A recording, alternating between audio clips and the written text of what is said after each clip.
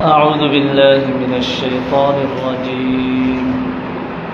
بسم الله الرحمن الرحيم. كيف تكفرون بالله وكنتم أمواتا فأحياكم ثم يميتكم ثم يحييكم ثم إليه ترجعون. هو الذي خلق لكم ما في الأرض جميعا ثم استوى إلى السماء فسواهن 7 سماوات وهو بكل شيء عليم. صدق الله العلي العظيم وصدق رسوله النبي الكريم ونحن على ذلك لمن الشاهدين والشاكرين والحمد لله رب العالمين. درود شريف پڑھی. اللهم صل على محمد وعلى آل محمد كما صليت على إبراهيم وعلى آل إبراهيم إنك حميد مجيد. اللهم بارك على محمد وعلى آل محمد كما باركت على إبراهيم وعلى آل إبراهيم إنك حميد مجيد. আলহামদুলিল্লাহ, আল্লাহ তাআলার দরবারে লাখো কোটি শুকর ও সুজুদ। রব্বুল আলামিন আমাদেরকে মাগরিবের নামাজ পড়ার পর কোরআনের কিছু আলোচনা শোনার জন্য বসার তৌফিক দান করেছেন। শুকরিয়া আদায় করি আলহামদুলিল্লাহ। আলোচনা চলতেছে সূরা বাকারা, 27 নম্বর আয়াত পর্যন্ত তাফসীর শেষ হয়েছে। আজকে 28 এবং 29 এই দুই আয়াত তেলাওয়াত করেছি। দুই আয়াতকে সামনে রেখে ইনশাআল্লাহ কিছু আলোচনা করার চেষ্টা করব। পূর্বের আয়াতগুলোতে আল্লাহ সুবহানাহু ওয়া তাআলা কাফের, মুমিন, মুনাফিক এর পরবর্তীতে মুমিনদের জন্য সুসংবাদ দিয়েছেন। এরপরে আল্লাহ সামান্য থেকে সামান্য, ক্ষুদ্র থেকে ক্ষুদ্র জিনিস মেসাল দিতে লজ্জাবোধ করেন না। মেসাল দিয়ে মুমিনের ঈমানকে দৃঢ় করেন, আর এই মেসালের মাধ্যমে বহুত কাফের বেঈমানদের ঈমান নষ্ট হয়, পথভ্রষ্ট হয়। ইউদিল্লু বিহি কাসীরা ওয়া ইয়াহদি বিহি কাসীরা। এই মেসালগুলো দ্বারা আল্লাহ অনেক লোককে হেদায়েত দান করেন, অনেককে পথভ্রষ্ট করে দেন। আজকে যে আয়াত থেকে শুরু হবে আলোচনা, আল্লাহ তাআলা মানব জাতিকে সৃষ্টি করেছেন। আমাদের হাত, পা, নাক, মুখ, চোখ সবকিছু দিয়েছেন কে? আল্লাহ। কোনো সন্দেহ আছে? একজন মালিক যখন তার অধীনস্থ কর্মচারীকে সব কিছু দিয়ে দেয়, মাসিক বেতন সম্পূর্ণ সময় মতো দেয়, ঈদ বোনাস, আপনার আরও কিছু তার সাথে যোগ করে দিয়ে দেয়, তো ও বান্দা, ওই গোলাম বা ওই কর্মচারী তার মনিবের কথা শুনবে কি শুনবে না? যদি না শুনে চাকরি থাকবে? তার মানে দুনিয়ার উসুল হলো এটাই যে যা কিছু করবে সে তার প্রতিদানও চায়। কাউকে 5 টাকা দিলে, 10 টাকা দিলে, চাকরি দিলে, সহযোগিতা করলে এটার সহযোগিতার বিনিময়ে সে কি চায়? যে ওই লোক আমার গোলাম হয়ে যাক, ওই লোক আমার অধীনস্থ হয়ে যাক, সে আমার কথা মতো উঠা বসা করুক। এটা প্রত্যেক মালিকে চায়। তো দুনিয়ার এই সামান্য হায়াতের মালিক যদি এটা চায়, আমার আর আপনার মালিক যিনি, তিনি কি চান আমাদের কাছে? তিনি কিছু চাওয়ার অধিকারে আছেন কিনা? আছেন। তা আমরা সবকিছু দেখি, দুই চোখে সবকিছু দেখতেছি যে রব সবকিছু করতেছেন। একজন মানুষ দেখতেছে যে এই ফ্যাক্টরির মালিক হলো আব্দুস সাত্তার, দেখে যে এই ফ্যাক্টরির মালিককে আব্দুস সাত্তার। এরপরে সে যদি আব্দুস সাত্তারের জায়গায় বলেন আব্দুস সাত্তার না, এটার মালিক হলো আব্দুল মালিক, এই কথা কি মাইনা নিবে কেউ? হ্যাঁ, আব্দুস সাত্তার যদি এই কথা শুনে যে তার অধীনস্থ এই কর্মচারী এর মালিক আব্দুস সাত্তারকে মানে না, বরং বলে যে এটার মালিক হলো অমুক আব্দুল মালিক বা আব্দুল্লাহ, তার চাকরি থাকবে না। এই মেসালগুলো কেন দিলাম? আল্লাহ যে আয়াত তেলাওয়াত করেছে, আয়াত আল্লাহ এটা বলেছেন, কাইফা তাকফুরুনা বিল্লাহ ওয়া কুনতুম আমওয়াতা। কাইফা তাকফুরুনা বিল্লাহ, কিভাবে তোমরা আল্লাহকে অস্বীকার করো, ওয়া কুনতুম আমওয়াতা, অস্বীকার কেন করো, কিভাবে করতে পারো, অথচ তিনি তোমাদের এই করেছেন। সেটা কি? ওয়া কুনতুম আমওয়াতা, তোমরা তো মৃত ছিলে। ওয়া কুনতুম আমওয়াতা, তোমরা তো সবাই মৃত্যু ছিলে, কোনো কিছুই ছিলে না। আমাদের এই যে আমাদের 3.5 হাত বুড়ি, আমাদের চোখ নাক মুখে যে কথা বলতে পারছি, শুনতে পারতেছি, কিছুই কি ছিল? কিছুই ছিল না। অস্তিত্বে কোনো কিছুই ছিল না। অনাদি অনস্তিত্ব থেকে আমরা অস্তিত্ব আসছি। কাইফা তাকফুরুনা বিল্লাহ ওয়া কুনতুম আমওয়াত, তোমরা তো মৃত ছিলে। আমরা মৃত কোথায় ছিলাম বলেন? মায়ের উদরে? না, মায়ের উদরেও ছিলাম না। আমরা এক বিশেষ জগতে আল্লাহ তাআলার সংরক্ষণে ছিলাম। রূহের জগতে আল্লাহর নিগরানিতে, আল্লাহর সংরক্ষণে আমরা ছিলাম। রব আমাদেরকে সেদিন জিজ্ঞাসাও করেছিল, আলাস্তু বিরব্বিকুম, আমি কি তোমাদের রব নয়? আমরা জবাব দিয়েছিলাম, বালা, হ্যাঁ আপনি আমাদের রব। এই রব স্বীকারোক্তি দেওয়ার পরে, এরপরে এখনো যারা আসে নেই, আসবে, আমরা যে আসছি, আমাদের রূহগুলো আল্লাহ নিয়ন্ত্রণ করে রেখেছেন একটা স্থানে। এরপরে আমাদেরকে খালাকাকুম মিন তুরাব সুম্মা মিন নুতফা সুম্মা মিন আলাকা সুম্মা মিন মুদগা। এই আমাদের সূচনা শুরু হয়, আদম আলাইহিস সালাতু ওয়াস সালামকে মাটি থেকে সৃষ্টি করলেন। এরপরে আমাদেরকে এভাবে সৃষ্টি শুরু হয়, মায়ের গর্ভে একটা নুতফা, একটা নাপাক একটা পানি মায়ের গর্ভে যায়। অনেক পানি বাবার থেকে যায়, কিন্তু ওইখান থেকে যেটা টিকে যায় মায়ের ওইখানে ব্রণ, যেটা টিকে যায় সেটা আমি আর আপনার জন্ম পান। এই ব্রণ, এই নুতফা, এটা তো নাপাক একটা পানি ছিল, সেখানে তো কোনো রোগ ছিল না। এই নুতফাটা বড় হতে হতে একটা রক্তপিণ্ড হলো। ওই রক্তপিণ্ডের ভিতরে তো কোনো রোগ ছিল না। এই রক্তপিণ্ডের পরে সুম্মা মুদগা, এরপরে একটা গোস্তপিণ্ড হলো, একটা গোস্তের অংশ হলো। এই গোস্তের অংশের ভিতরেও কোনো রোগ ছিল না। এরপরে আল্লাহ এই গোস্তের টুকরার ভিতরে রূহ ফুঁকে দিলেন, গোস্তের টুকরার মধ্যে রূহ দিয়ে দিলেন, তো আল্লাহ এটাকে মানুষের রূপে রূপান্তর করে দিলেন। বলেন, এই নুতফা এটাকে জীবিত না মৃত? রক্তের পিণ্ড এটা কি জীবিত না মৃত? মৃত। এরপরে মুদগা, যে মাংস টুকরা হয়েছে, এটা জীবিত না মৃত? মৃত। কাইফা তাকফুরুনা বিল্লাহ ওয়া কুনতুম আমওয়াতা, তোমরা তো প্রত্যেকে মৃত ছিলে, মৃত ছিলে। এরপরে কিভাবে আল্লাহকে অস্বীকার করতেছে? কিভাবে মানুষ আল্লাহকে অস্বীকার করে? সবাই তো মৃত ছিলাম। সুম্মা আহইয়াকুম ওয়া কুনতুম আমওয়াতান ফাআহইয়াকুম, এরপরে তিনি আমাদেরকে জীবিত করেছেন, আমাদেরকে রূহ দিয়েছেন, আমাদেরকে মানুষ বলে সাব্যস্ত করেছেন। কে করেছেন? কে? আল্লাহ। তা আমরা তো ছিলাম মৃত, সেখান থেকে আমাদেরকে জীবিত করেছেন। এরপরে সুম্মা ইউমীতুকুম, আল্লাহ এরপর বলেন আবার তোমাদেরকে মৃত্যু দেওয়া হবে, মানে আমরা আবার মরে যাব। আবার কি করব? মরে যাব। জীবন দেওয়া, মৃত্যু থেকে সজীব করা, জীবন দেওয়া, আবার মৃত্যু। সুম্মা ইউহয়িকুম, এরপর আবার পুনরুত্থান করবে, আবার জীবন দিবে। সবকিছু করেন কে? যে রব আমাদেরকে এত কিছু করতেছেন, সেই রবকে আমরা কিভাবে ভুলে যাই? কি কারণে রবকে আমরা ভুলে যাই? কাইফা তাকফুরুনা বিল্লাহ, কেন রবকে আমরা ভুলে যাই? কেন রবের কাছে আসতে পারি না? দুনিয়ার মানুষ 5 টাকা দিলে আমরা তার গোলাম হয়ে যায়। রব আমি না চাইতে আমাকে সবকিছু দিয়েছেন, আমার হাত পা মুখ সবকিছু এত চমৎকার করে সৃষ্টি করেছেন।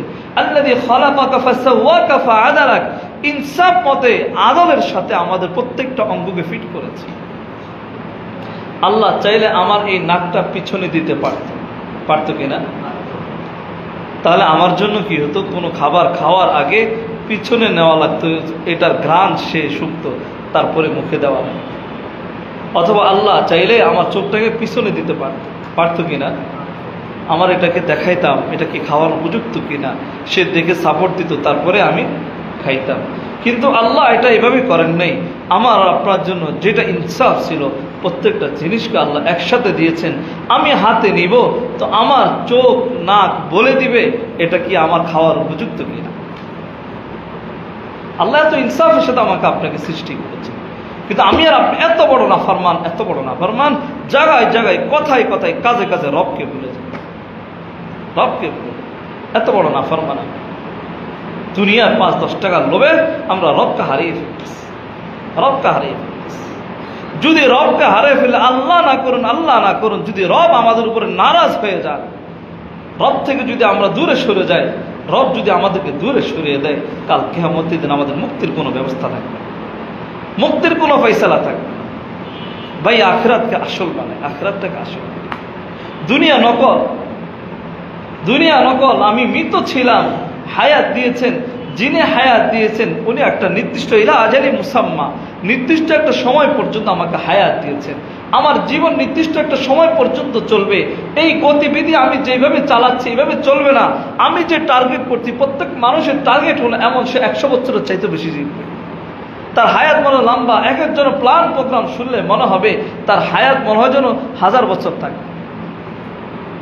এগুলো আমাদের তামান্না, এগুলো পূরণ হবে না, পূরণ হবে না। যে জিনিস পূরণ হবে না সেটার পিছনে অত বেশি দৌড়ানো দরকার নেই। আখিরাত যেটা আমাদের আসল, যেটা পূরণীয়, যেটা পাবোই ইনশাআল্লাহ, সেখানে আমাদের দৌড়ানো দরকার। রব, ওই রব যিনি আমাকে আপনাকে সৃষ্টি করেছেন, রবের পিছনে দৌড়ায়। সুম্মা তুওয়াফা কুল্লু নাফসিন মা কাসাবাত সুম্মা তুওয়াফা কুল্লু নাফসিন মা আমিলাত।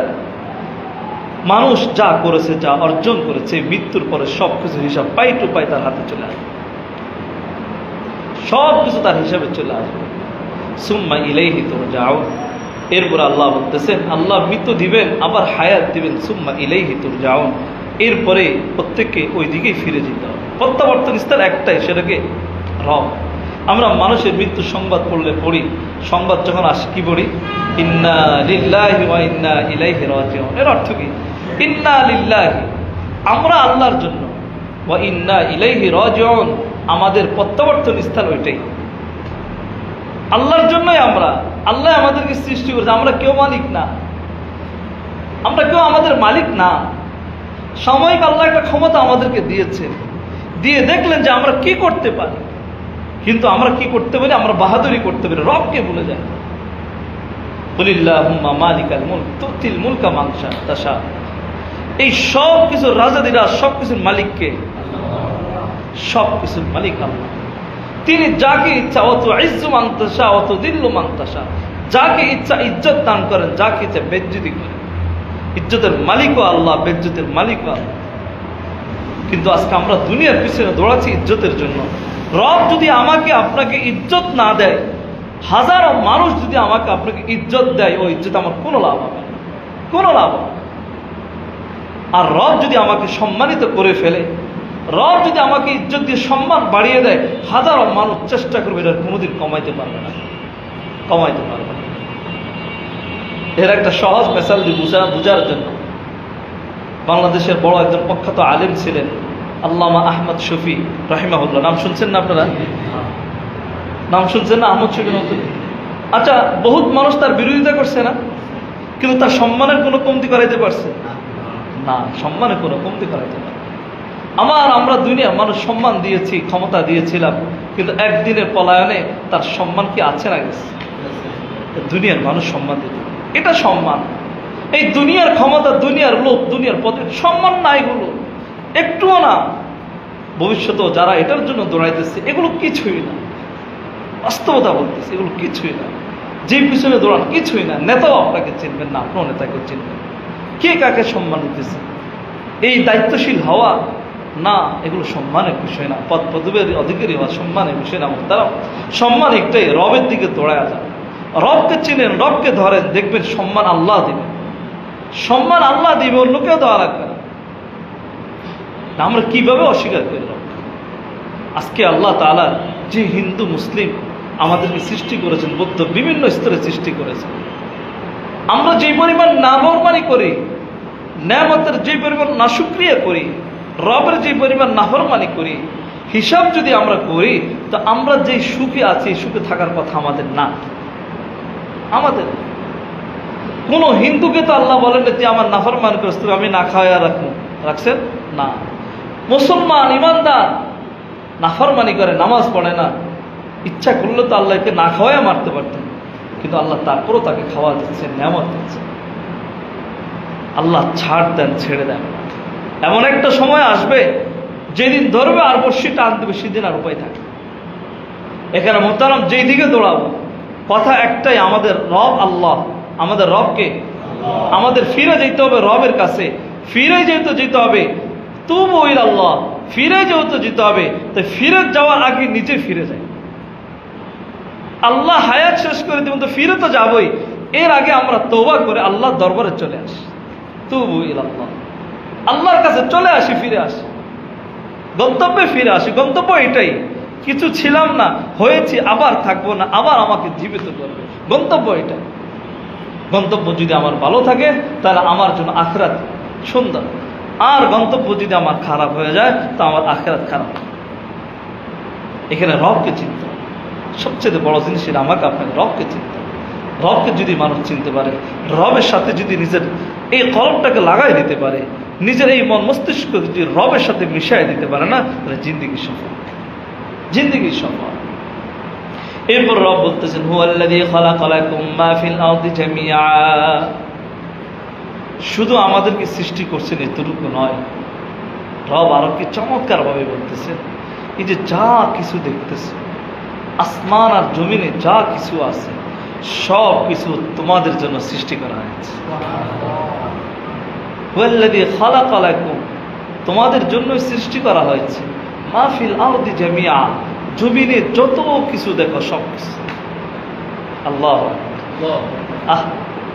শুধু আমাকে আপনাকে সৃষ্টি করে ছেড়ে দিলে পারতেন, কিন্তু যা কিছু আছে সব আমাদের অনুভূত করে দিয়েছে। রব আরেক জায়গায় বলেন আলাম তারা আন্নাল্লাহা সাখারা লাকুম মা ফিস সামাওয়াতি ওয়া মা ফিল আরদি ওয়া আসবাগা আলাইকুম নি'আমাহু যাহিরাতাও ওয়া বাতিনাহ।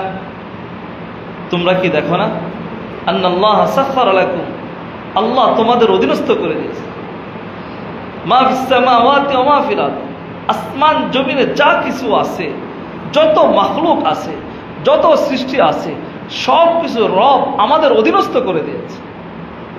আমাদের অধীনস্থ করে দেওয়া মানে আমাদের উপকারের জন্য। আজকে পাহাড় বলেন, পর্বত বলেন, নদী বলেন, সব কিছু আমাদের জন্য সৃষ্টি করেছে। এই পাহাড় দিয়ে জমিকে স্থির করেছেন, এর প্যারাগের কাজ দিয়েছে। আফালা ইয়ানজুরুনা ইলাল ইবিলি কাইফা খুলিকাত, দেখো না উটের দিকে কিভাবে আল্লাহ উটকে সৃষ্টি করেছে। ওয়া ইলাল জিবালি কাইফা নুসিবাত, পাহাড়ের দিকে লক্ষ্য করো কিভাবে এটাকে স্থির করেছে। এই জমিন তো নড়তে ছিল, এই জমিনকে পাহাড় দিয়ে স্থির করা হয়েছে, প্যারাগের কাজ করেছে পাহাড়, অযথা কোনো কিছু আল্লাহ বানান। ওয়া ইলাল আরদি কাইফা সুতিহা, আর এই ভূমিকে আমাদের জন্য সমতল করে বিছিয়ে দিয়েছে, বিছানার উপর বিছিয়ে দিয়েছে। আল্লাযী জাআলা লাকুমুল আরদা ফিরাশা, ফিরাশ বিছানা, বিছানা কেমন হয়? আরামদায়ক হয়। বিছানা কেমন হয়? কেমন হয়? আরামদায়ক। বিছানাতে যদি ময়লা থাকে, উঁচা নিচা থাকে, খাট যদি একটু কটকট করে, শুয়ে মজা আছে না? মজা নেই। তা আল্লাহ বলতেছেন এই আরামদায়ক বিছানা বানিয়ে দিয়েছি জমিনকে। এই জমিন আমরা যেভাবে ইচ্ছা ওইভাবে চলতে পারতেছি, আমাদের চলার গতিতে কোনো বাধা হয় না। হ্যাঁ, উঁচা আছে তো আস্তে আস্তে উঁচা হয়, আবার নিচের দিকে ডালু হয়, এমন কোনো হুট করে উঁচা ওটা লাগা, আমার নিচে লাগা লাগে, আমার হাঁটতে কোনো সমস্যা, এমন ভাবে আল্লাহ জমিনকে সৃষ্টি করে দিয়েছে। সবকিছু আমাদের অধীনস্থ করে। শুধু আমরা বেকুব, আমরা বেকুব, বেকুব, আমরা বুঝি না ওই রবকে, আমরা বুঝি না, চিনি না। আমাদের মেধা খেলায়, আমাদের এই জ্ঞান আল্লাহ যেটা আমাদেরকে দিয়েছেন, আমরা এটাকে খেলায় শুধু দুনিয়ার দিকে আমরা মাপ কাটিয়ে দিই। অমুকে পাঁচতলার বাড়িওয়ালা হয়েছে, আমাকে হইতে হবে। অমুকে দুনিয়াতে এটা করছে, আমাকে এটা করতে হবে। অমুকে এমপি হয়েছে, আমাকে হইতে হবে। অমুক নেতার পিছনে ঘুরে এত টাকা বানালাইছে, আমাকেও বানাইতে হবে। অমুক নেতার পিছনে ঘুরলে আমি এটা হতে পারবো, আমাকে এটা হতে হবে না। কিছুই হবে না, কিছুই হবে না। ওই নেতাও আপনাকে চিনবে না, আপনিও নেতাকে চিনবে না। ইয়া নফসি, ইয়া নফসি, ইয়া নফসি। কিয়ামতের দিন কেউ কারো পক্ষে না, কেউ কারো পক্ষে না। কিয়ামতের দিন আপনার ঈমান যদি সঠিক থাকে, রাসূলের সুন্নাহর উপরে যদি চলতে পারেন, তাহলে হয়তো রাসূলের সুপারিশ কাজে আসবে, এছাড়া কারণ হবে না। ইয়াউমাইযিল লা তানফাউ শাফাআতু ইল্লা বিইذনি রাব্বিহ, রবের সুপারিশ ছাড়া, রবের অনুমতি ছাড়া কারো শাফাত সেদিন কাজে আসবে না। রাসূল বলেন, আল কোরআন হুজ্জাতুন লাকা ওয়া আলাইক, কোরআন তোমার পক্ষে বা বিপক্ষে থাকে। যদি আমরা কোরআন অনুযায়ী জীবন যাপন করি, তো কোরআন আমার আপনার পক্ষে কাজ করবে। আর যদি আমরা কোরআন অনুযায়ী জীবন যাপন করতে না পারি, তাহলে কোরআন আমার আর আপনার বিপক্ষে চলে। এখানে আল্লাহ যেটা বলছেন, ওয়াল্লাযী খালাকালাকুম মা ফিল আরদি জামিআ, জামিআ শব্দ সব কিছু একবারে আদনা থেকে আদনা, ছোট থেকে ছোট বালুকা রাশি পর্যন্ত আমাদের উপকারের জন্য, আমাদের উপকার, অন্য কিছু। একটা গল্প মনে হলো আর কি, বুঝার জন্য বলি। শুনছিলাম ছোটবেলায়, এক ব্যক্তি লঞ্চে যাচ্ছে। লঞ্চে যাওয়ার সময়, ঈদের সময় তো লঞ্চগুলোতে ভিড় হয়, এখন না হয় বরিশালের রাস্তা ভালো হয়ে গেছে ব্রিজ হওয়ার কারণে, বাকি লঞ্চে একটা ভিড় থাকে। তো যখন ভিড় দাঁড়াইতেও পারতেছে না, খুব কষ্ট। তো লোকটা মনে মনে ভাবতেছে, আল্লাহ যদি হাত পাগুলো স্প্রিং সিস্টেম করতো, তাহলে এগুলোরে খুইলা খুইলা ব্যাগে রাখা যেত, কই রাখা যেত, হাত পা সব কিছু খুইলা করে রাখা যেত, ব্যাগে রাখা যেত, তাহলে কি তো কমপক্ষে নিজে একটু ছোট বডিটা নিয়ে বসতে পারতাম। এই চিন্তা করতে করতে তার ওইখানে ঘুম এসে গেছে, জীবনে এসে গেছে। একটু পরে উঠা থেকে তার ব্যাগ নাই, একটু পরে চোখ খুলে থেকে কি নাই, ব্যাগ নাই। এরপরে বলতেছে, না রে, হাত পা যেমনি আছে এমনি ভালো আছে, হাত পা যেমনি আছে এমনি। কারণ হাত পাও যদি খুইলা ব্যাগে রাখতো, তাহলে তার আর হাত পাও থাকতো। আমরা আমাদের এই চিন্তা, সামান্য চিন্তা দিয়ে এটাই ভাবি, আমার মনে এটাই ভালো হইতো না, কোনোটাই ভালো হইতো না। আল্লাহ যেটা করেছেন এটাই আমার জন্য ভালো, আল্লাহ আমার জন্য যেটা করেছেন এটাই ভালো, আল্লাহ আমাকে যেভাবে হাত পাও দিয়েছেন এটাই ভালো, আল্লাহ আমাকে অর্থনীতিতে কম দিয়েছেন তো এটা আমার জন্য শুকরিয়া, আল্লাহ আমাকে টাকা কম দিয়েছেন তো আমার হিসাব দিতেও কম সময় লাগবে।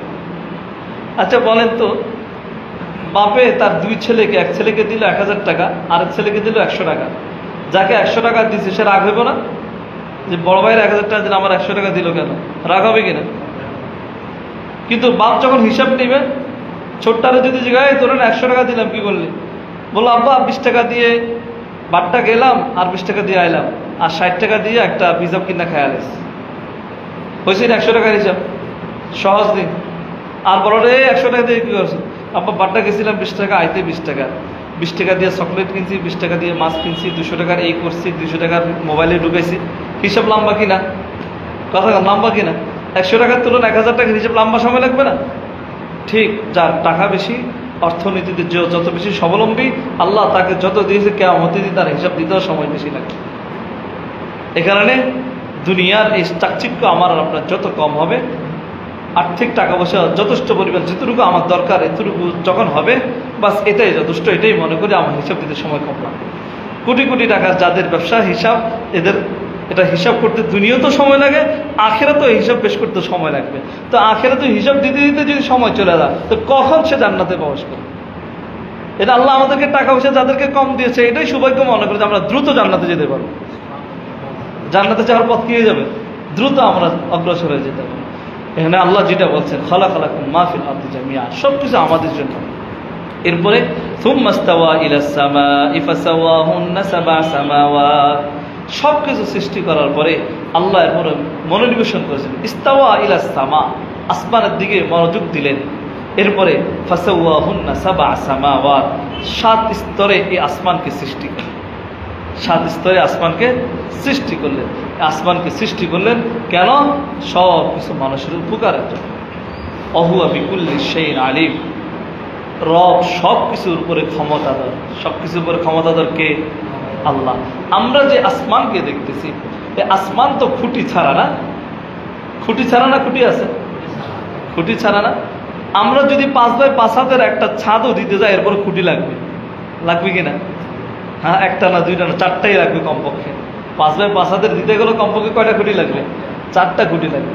এত বিশাল আসমান আল্লাহ খুঁটি ছাড়া দাঁড় করিয়ে রেখেছেন। আবার ওইটার উপরে আরো 6 আসমান আছে, যেগুলোতে আল্লাহ এক এক স্তরে এক একটা, এই এক এক আসমান থেকে আরেক আসমানের স্তরের পার্থক্য এতটুকু, আমাদের জমিন থেকে আসমানের পার্থক্য যতটুকু, ওই আসমান থেকে পরবর্তী আসমানের পার্থক্য যতটুকু। এরপরে সপ্তম আসমানে গিয়ে আল্লাহ তাআলার আরশে আজিম, সেখানে আল্লাহ আছে। আল্লাহ কিভাবে আছেন, কোথায় আছেন, কোন স্থানে আছেন, কোন কাইফিয়তে আছেন, এটা আল্লাহর অবস্থান আল্লাহর সাথে সামঞ্জস্য। আল্লাহ আমাদের মতো হাত পাও দিয়ে আছেন কিনা সেটা আল্লাহর সাথে যেটুকু সামঞ্জস্য, ওইটাই আল্লাহর জন্য বাস্তবতা। আল্লাহর হাত সামনে, আল্লাহর হাত আছে, পাও আছে, চেয়ার আছে, কুরসি আছে, না, এগুলো কিছুই না। আল্লাহ যেভাবে মুনাসেব আল্লাহর জন্য, ওইটাই আল্লাহ ওইভাবে আছেন। এটাই আমাদের আকিদা বিশ্বাস। আল্লাহ সর্বত্র বিরাজমান। আল্লাহ কিভাবে বিরাজমান, হাত পাও দিয়ে না কি দিয়ে, সেটা আল্লাহ ভালো জানে। হ্যাঁ, আল্লাহ আমাদের এই যে ঘাড়ে যে শিরা রাখ বলে আমরা, এর চিত্ত নিকট, আমি তোমাদের এই যে ঘাড়ের যে রগ আছে, রগের চাইতে আমি তোমাদের নিকটবর্তীতে আছি। তা আল্লাহ সর্বত্র আছে। কিভাবে আছে সেটা আল্লাহ জানে, কিভাবে আছে সেটা আল্লাহ জানে। তো আল্লাহ আসমান আর জমিনকে সৃষ্টি করেছেন, সবকিছু সৃষ্টি করে এরপর বান্দাকে বুঝিয়ে দিলেন, এত কিছু তোমাকে দিয়েছি, এরপরও কেন তুমি অস্বীকার করো? কোনো অস্বীকার করার সুরত নাই, কেন তুমি অস্বীকার করো? কিন্তু আমরা বুঝি না, আমরা বুঝি না, শুধু আমরা ভুলের মধ্যে থেকে, এই আমাদের ভুল থেকে যেন আমরা সংশোধন হতে পারি। এই কারণে মাঝে মধ্যে কোরআন তেলাওয়াত করা, কোরআনের উপরে তাদাব্বুর গবেষণা করা, কোরআন শিখা, কোরআন পড়া, কোরআনী মজমাগুলোতে বসা, নিজেদের ঈমানগুলোকে নবায়ন করা, এই সমস্ত মজলিসে বসলে নিজেদের ঈমান আমলের নবায়ন হয়। দীর্ঘদিন যখন এই সমস্ত মজলিস থেকে মানুষ দূরে থাকে, তো আস্তে আস্তে কলবটা ভরে যায়। এখানে এই সমস্ত মজমাগুলোতে বসা, দাওয়াত ও তাবলীগের নিসবতে যে মজমা হয় সেখানে বসা, জিকিরের যে মজমা হয় মজমায় বসা, পীর ওলিদের খানকাগুলোতে সময় দেওয়া, ওলামায়ে কেরামের সোহবতে সময় দেওয়া, তো ভিতরের অবস্থাটা পরিবর্তন হবে, ভিতরের অবস্থা পরিবর্তন হবে। যদি এগুলো থেকে দূরে থাকি, তা আমার ভিতর অবস্থা আস্তে আস্তে নষ্ট হয়ে যাবে। সোহবতে সালেহ তোরা সালেহ কোনা, সোহবতে তালেহ তোরা তালি কোনা। ভালো মানুষের সংস্পর্শ থাকলে ভালো হওয়া যায়, আর খারাপ মানুষের সংস্পর্শে থাকলে খারাপ হয়। কেন? ভালোদের সাথে চলা, যেটা ভালো সেটাকে ভালো বলা, তার সাথে চলা। আমরা আমাদের ছেলে পেলেদেরকে চালানোর ক্ষেত্রে বলি, অমুকের সাথে চলিস না, ওর আখলাক খারাপ, হ্যাঁ, ও কেমন যেন, ওর সাথে চলিস না। কেন বলি? আমার ছেলে যাতে খারাপ না হয়। এতটুকু সবাই বুঝি, কিন্তু নিজের আখেরাতের ক্ষেত্রে বুঝি না, যে আমার আখেরাতের ক্ষেত্রে তো আমাকে কি করতে হবে, এই পথে চলতে হবে। এই পথটা ভালো না, আমি ওই পথে যাই। ওই লোকটা ভালো না, এই পথে যাই। আপনি নামাজির সাথে চলবেন, তো দেখবেন নামাজের সময় হয়েছে, ও নিজেও নামাজে আসবে, আপনাকে নামাজে নিয়ে আসবে। আর আপনি যদি নামাজিওয়ালার সাথে না চলেন, তো আজান হয়েছে, নামাজের টাইমে সেও 4 দোকান আড্ডা মারতেছে, আপনি আড্ডা মারবেন। আপনি একজন চাঁদাবাজ অথবা বখাটে ছেলেমেলে যারা আছে, সিগারেট টানে, অন্যায় অপরাধ করে, এদের সাথে চলতে চলতে আপনি যতই বলেন যে আমি সিগারেট টানি না, ওদের সাথে আপনার থাকতে থাকতে একটা সময় আপনার ভিতরে অভ্যাস চলে আসবে। আপনার চাঁদাবাজ করেন না, ছিলেন না, এটা আপনার অভ্যাসও না, পছন্দও করেন না, কিন্তু যখন আপনি এদের সাথে দীর্ঘদিন থাকবেন, ওই থাকতে থাকতে তাদের এই কাজটা আপনার ভিতরে চলে আসবে। এটাকে বলে সোহবতের পাওয়া, সংস্পর্শের পাওয়া। এখানে এমন জিনিসের সোহবত আর সংস্পর্শ উঠানো চাই, যেগুলো দ্বারা আমাদের দুনিয়া আখেরাত, বিশেষ করে আখেরাত আমাদের জন্য ফল দেয়। আল্লাহ আমাদের প্রত্যেককে বুঝে এক রবের সামনে নিজেদের মাথাকে নত করার তৌফিক দান করুন। রব ছাড়া যা কিছু আছে, শরীয়ত ব্যতীত, কোরআন আর সুন্নাহ ব্যতীত যা কিছু আছে, সব কিছু বাতিল। এই বাতিলের বিপক্ষে আমাদেরকে আল্লাহ সজাগ থাকার তৌফিক দান করুন। সুবহানাকাল্লাহুম্মা ওয়া বিহামদিকা।